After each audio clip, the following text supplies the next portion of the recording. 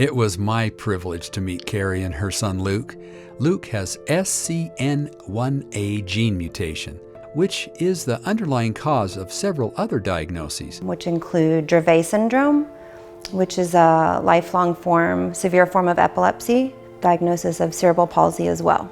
He had his very first grand mal seizure at 3 months old. It was very scary, and like a lot of things that have happened in our life, there are some things that my memories are very fuzzy, because I know at some level you can only remember what you can handle at that time. So Carrie was 22 years old and single when she had Luke, who was an unplanned baby. Looking back, it was a blessing to me that I had no expectations.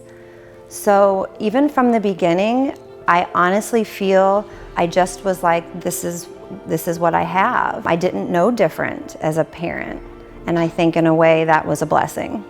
When Luke was 27 months old, they received a diagnosis of autism. I do remember the day we got that first diagnosis of autism, and I was alone at the appointment. I was living in Atlanta with no family, and I remember driving away with Luke in the back seat and thinking that this was like before or after the war. Like there's a mark in your life that nothing will ever be the same, and you'll like time things like before this happened or after this happened. And I pulled my car over and I remember processing that this is forever now. Carrie's family has always been very supportive.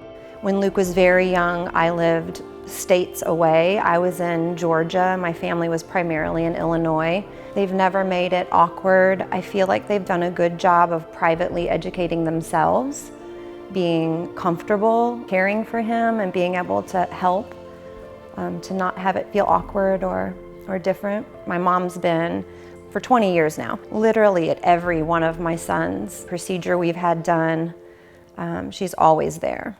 Carrie has dealt with many hardships while caring for Luke, both physically and emotionally. Some physical hardships she has had to deal with are securing needed services, getting insurance to cover things, and getting time off from work.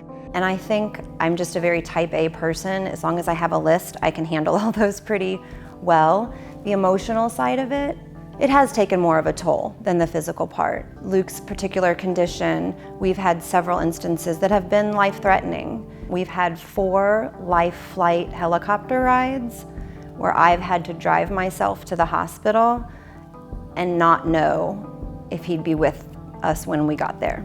I've talked a lot with counselors for myself about post-traumatic stress issues.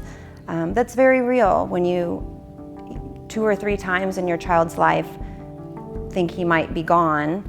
You do experience that fear of having lost your child, and you go and you experience it as if it actually happens. And that emotional part of it, I do think, has been the hardest part. Can you smile? Cheese! I was fortunate enough to have a few mentors in my life, mothers who had long-term children with disabilities. And I would just have to give back some of the advice they gave me. And one of them, which is very important, I think, is let yourself have the grief and let yourself have the breakdowns. My friend would always say, right now is not the time, but you'll get to have your breakdown. Just get through this week. I think it's important to be real about the emotions that come with this and to let yourself feel them. And at the same time, then let yourself be open to the happy times as well. The biggest joy she gets from Luke are their interactions. If you get love from Luke, or if you make Luke happy, it is so real. Luke has no ability to fake it. So when he snuggles on me, it's just so pure. When he laughs, it's so pure. There's no intentions to please you. And I feel like that's the only human being that I really can say that about, because we all, you and I, have underlying intentions always. We're human. But Luke's doesn't. I feel like he's just, you get just that real raw love from him. Kevin, Carrie's husband, came into their life when Luke was 8 years old. She knows he was put into her life for Luke. He's just a wonderful man, and their bond is just, it's unbelievable, the level of love and trust between them. I often feel like the outlier because he is the favorite, and I love that. They have been such a blessing to each other.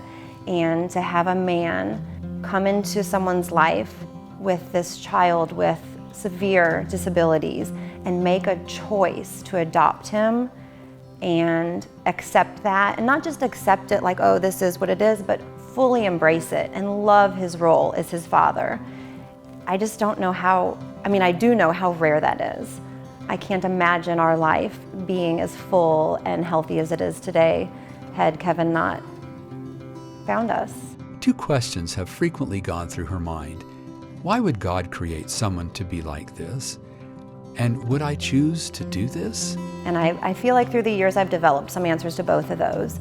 And I know, would I choose to do this? Absolutely. And I feel, with all honesty, that every individual who truly gets to know or gets close to Luke is a better person for it.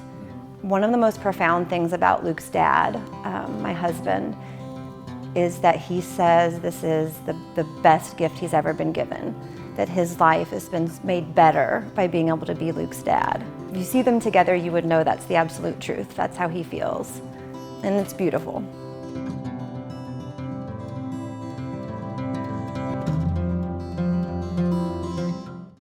Help us make more Orange Socks videos by clicking below to subscribe.